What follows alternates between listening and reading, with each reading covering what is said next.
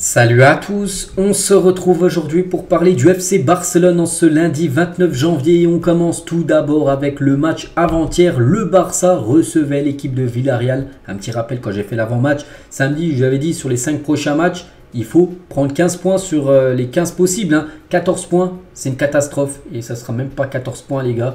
Ça sera au mieux 12 points parce que le Barça a perdu contre Villarreal. Dans un match fou, il y a eu 8 buts dans la rencontre. Et le Barça s'incline 5-3 contre Villarreal. 5 buts encaissés à domicile, ça a été tout simplement une catastrophe. Donc Gundogan, Pedri ont été les deux buteurs côté FC Barcelone, donc dans un match fou, parce qu'un coup le Barça perdait 2-0, le Barça est revenu dans le match, menait 3-2, et le Barça s'est totalement effondré en fin de match. Qu'est-ce qui va pas cette saison? C'est fou. Quand on se souvient la saison dernière, défensivement, ça a été un mur, et cette saison, c'est porte ouverte totalement. 5 buts concédés lors de cette rencontre, 9 buts concédés sur les deux derniers matchs, si on prend en compte le résultat, la défaite contre Bilbao où le Barça a encaissé 4 buts il y a quelques jours, donc ça va pas actuellement. Donc les stats, 71% de possession de balle, 22 tirs, 10 tirs cadrés. 3 buts marqués, mais défensivement ça va pas. Regardez Villarreal, ils n'ont pas eu énormément d'occasions, 9 tirs mais 6 tirs cadrés, ils marquent 5 buts. Il y a eu un arrêt de Inaki Peña, les gars, ça va pas du tout. Il faut absolument le retour de Ter Stegen. Donc je n'ai pas dit que s'il y aurait Ter Stegen, Villarreal aurait marqué 0 but. J'ai pas dit ça, mais peut-être il y aurait eu 1, 2, peut-être 3 buts qui auraient été arrêtés par Ter Stegen, je ne sais pas. Mais c'est ça qu'Inaki, les gars, c'est très léger, ça n'a pas du tout de niveau pour jouer du côté du FC Barcelone, il faut dire les choses. Au classement, ça donne quoi?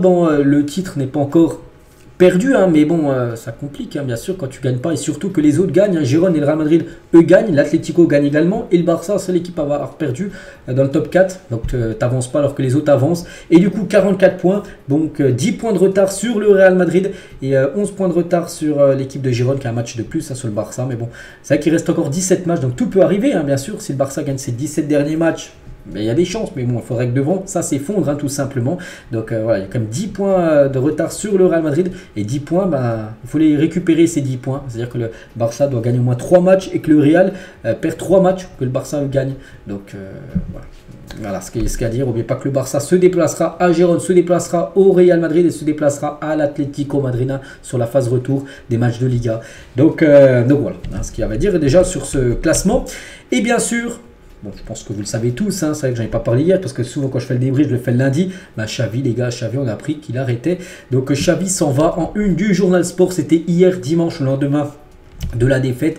Et Mundo Deportivo, donc la bombe Xavi, parce que Xavi, c'est officiel, annonce qu'il quittera le FC Barcelone en fin de saison. On en parlait là depuis pas mal de jours, pas mal de semaines, où je vous ai dit à chaque fois qu'il était sur un siège éjectable. Xavi, à chaque fois, il sauvait sa place.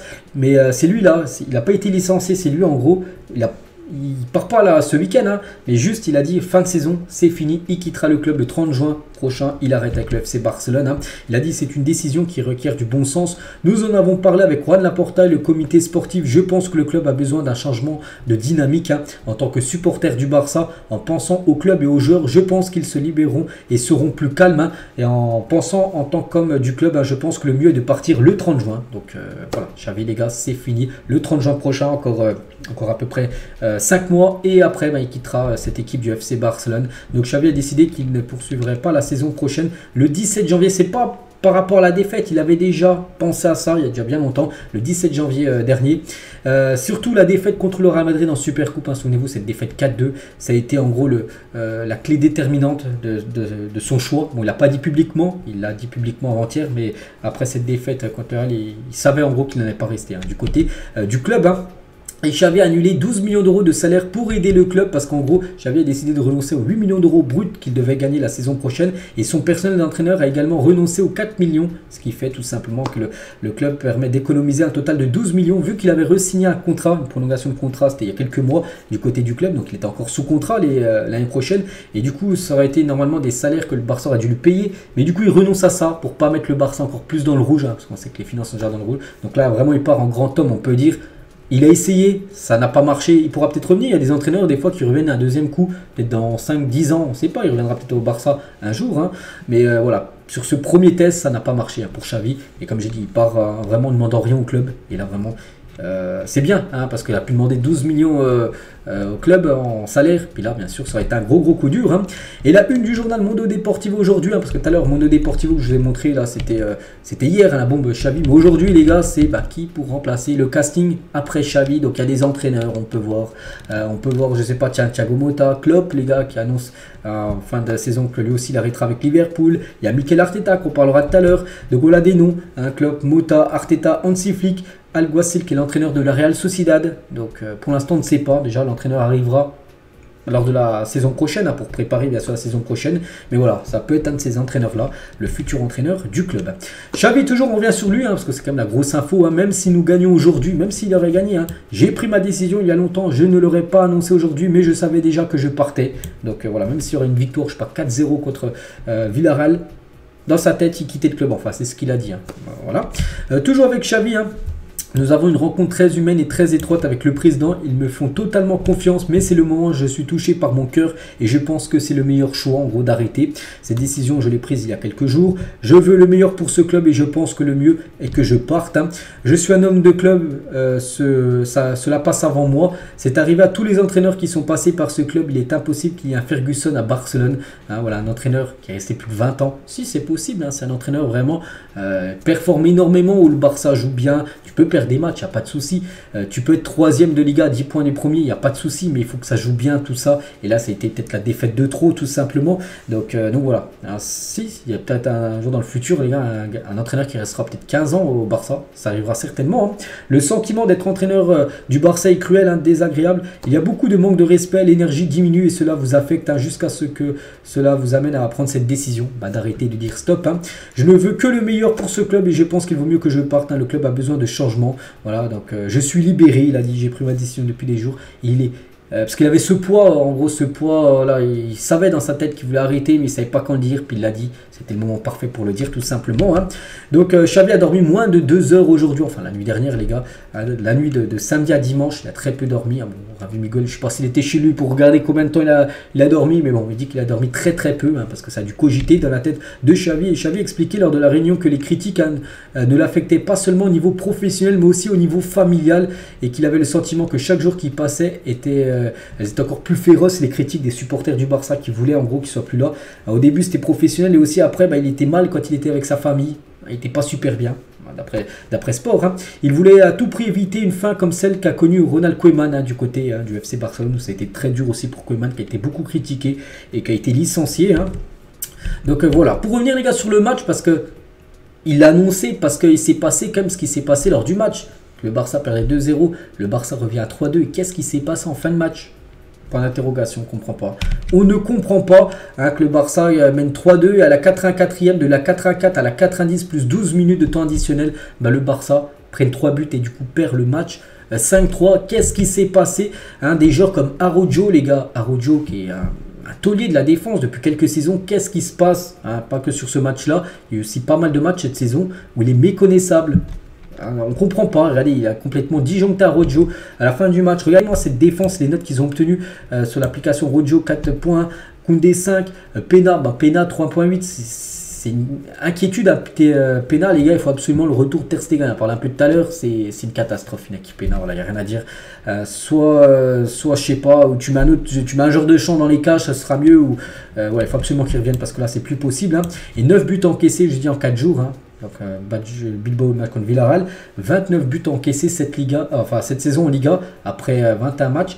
La saison dernière, le Barça avait pris 21 buts en 38 matchs. Donc là, ils ont déjà encaissé 8 buts de plus par rapport à la saison dernière, mais alors qu'il reste encore 17 matchs à jouer du championnat espagnol.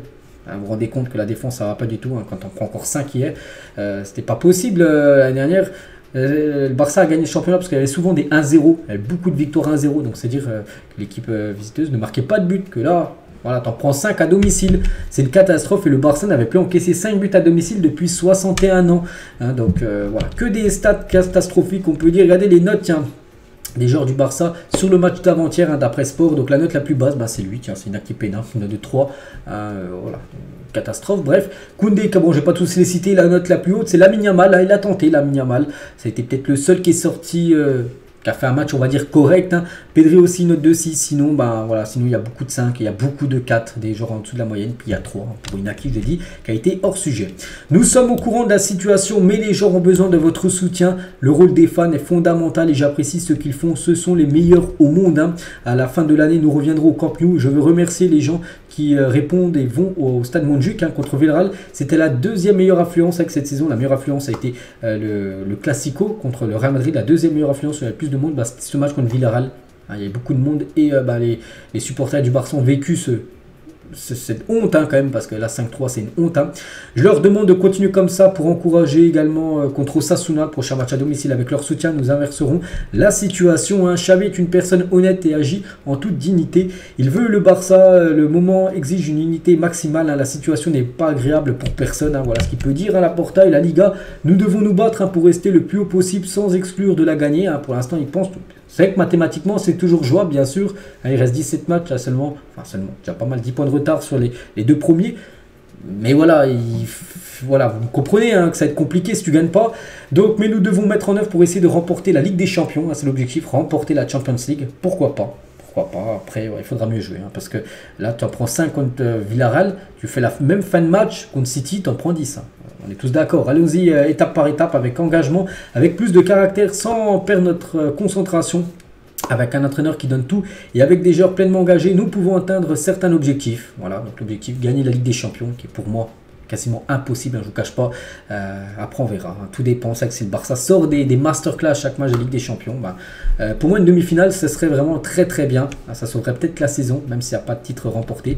On verra. Pedri tient sur Instagram, ce sont des jours difficiles pour tout le monde. Hein. Nous devons arrêter de chercher des excuses, être critiques envers nous-mêmes et faire avancer cela pour l'entraîneur, pour l'équipe et surtout pour le club et pour vous. Force à Barça. Voilà ce qu'il a pu dire sur ses réseaux sociaux. Hein.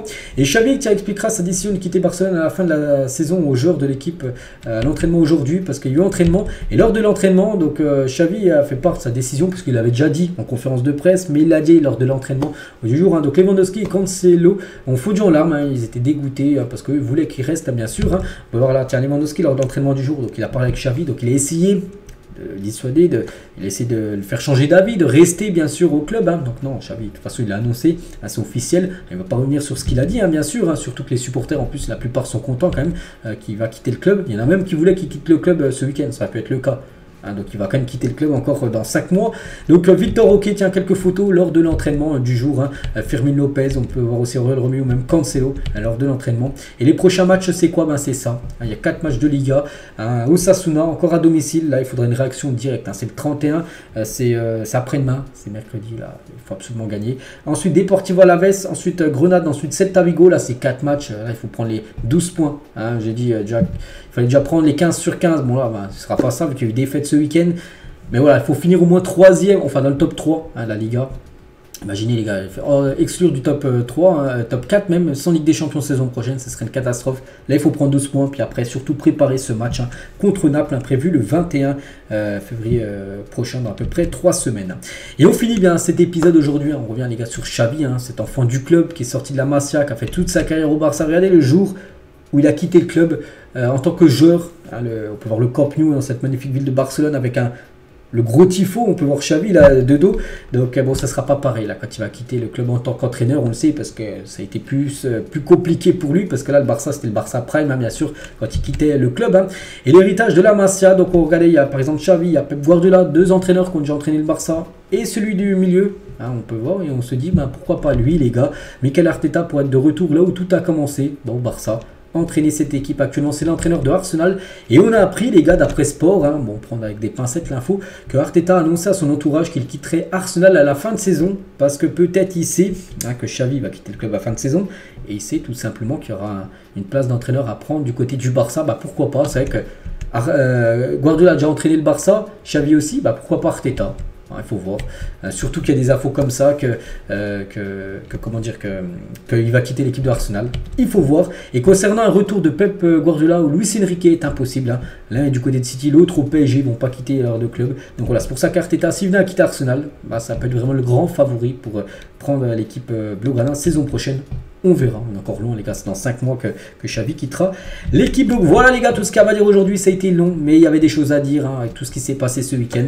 Donc voilà, donc nous on se retrouve demain. Demain mardi, on commencera à parler du prochain match qui est Osasuna au Stade Montjuic, où là il va falloir absolument s'imposer pour oublier un peu, enfin même sa victoire, tu n'oublieras pas ce qui s'est passé là samedi, mais ça permettra d'oublier un petit peu cette humiliation samedi. Allez, moi je vous laisse les gars, je vous souhaite un bon lundi et à demain.